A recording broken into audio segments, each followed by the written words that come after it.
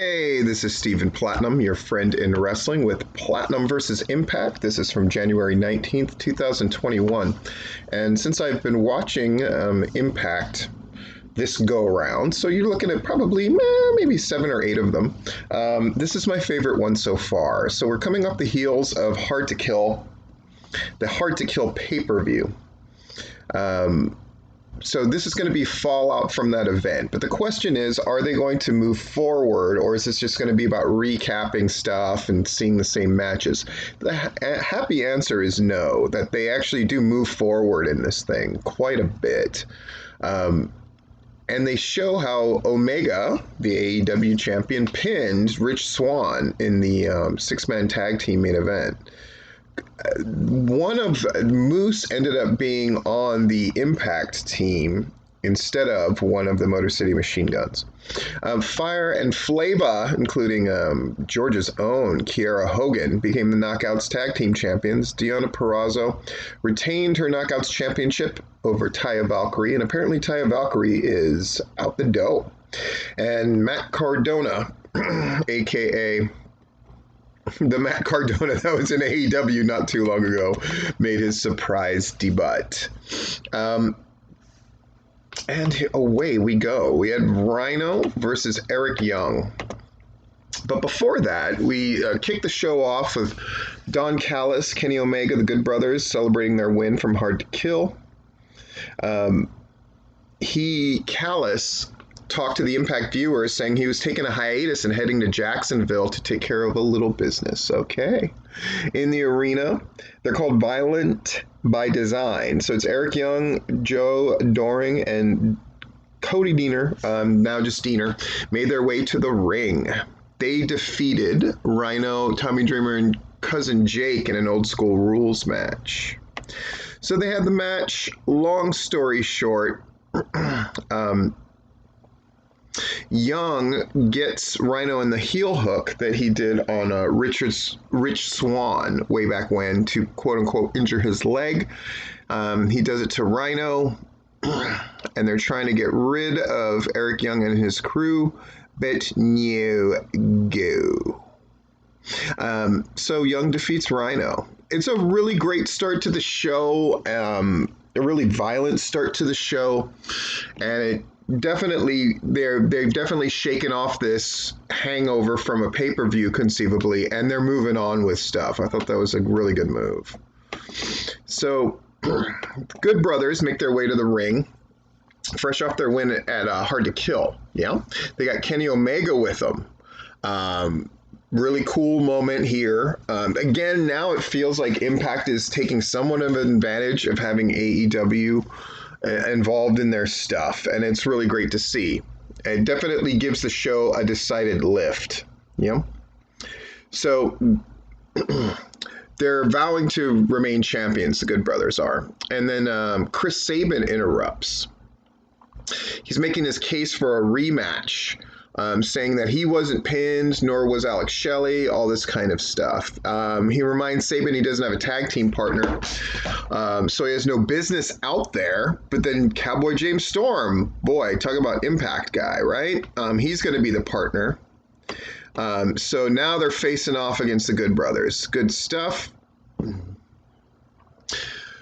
Storm is about to hit that sorry you damn luck, but then Matt Hardy and Private Party cut them off. What the fuck?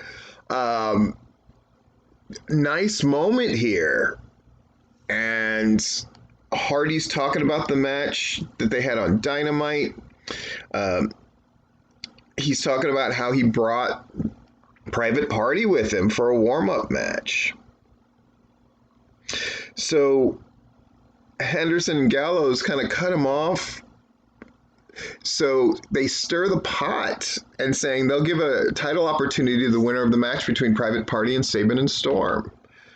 Woof. You know, normally I'm not about using half of the show to promote the other half, but in this case you kind of have to. And boy, that's a big, huge moment. Now we're going to get Kimberly and Susan against Jordan, Grace, and Jazz. And the Knockouts champion, Deonna Purrazzo, is with Kimberly and Susan. Again, you can just feel the flow in the show that it has not had since they've done this AEW crossover stuff. This is the first time it felt like an Impact show in its entirety. The wrestling is fine. Susan and Lee defeat Grace and Jazz. And Susan gets that roll up after Jazz is hit with the Knockouts Championship.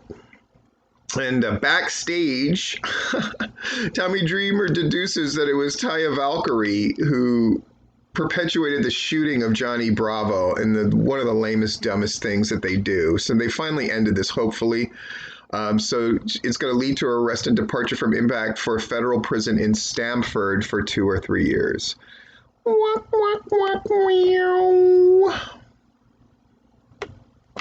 Yeah. Rich Swann calls out Moose.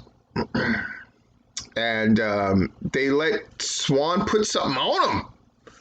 As a nice moment, Moose scurries to the floor. So it's good that they're giving Swann a good look. And they're obviously going to match up Swann and Moose, which is, I think, a good way to go. Brian Myers against Falaba. I mean, Myers wins.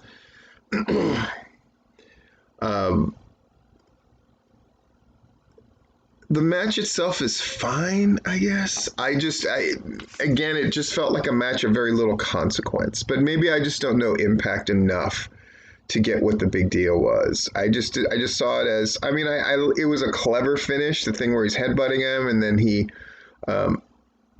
inadvertently pokes him in the eye and the referee kind of gets in there and then Myers hits that lariat for the win. I get why that's kind of a clever finish. I just don't get the vibe that this match was of any consequence. And then we got Gia Miller, who I think is one of the better people who does these backstage interviews at any of the promotions, honestly. Catching up with Ace Austin and Madman Fulton. And then Josh Alexander confronts them. They're double teaming him, Josh Alexander, and beating him down, but Matt Cardona makes the save. Matt Cardona very intense on this save and this beating. I will say that. Private Party versus Chris Sabina and James Storm.